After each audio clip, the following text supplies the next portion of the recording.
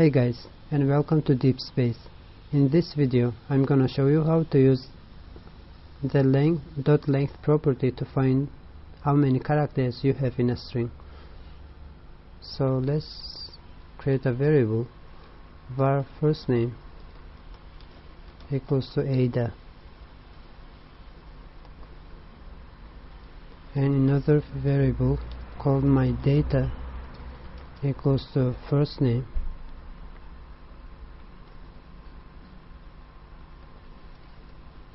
dot length.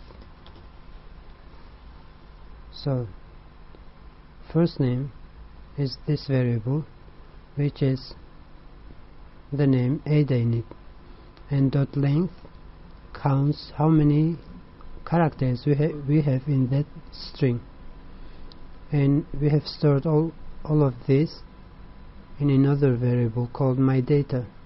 So if we log it to the console, it should return an integer number or a positive number, because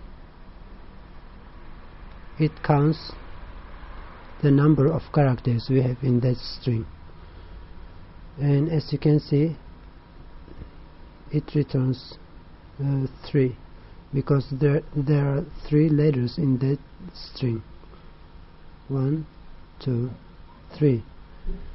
Now I'm gonna use whiteboard to help you visualize. Here is additional whiteboard example with the same variable to help you visualize. Now let's take a closer look. So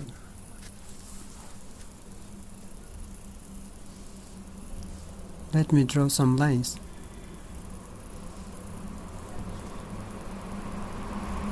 We have 3 letters which are strings. The way we count as humans, we start with 1, 2, and 3. The way computers count, they start with 0, 1, and 2. The amount of characters we have in a string, in this string, is the same. The only difference is the way we count as humans and the way computers count.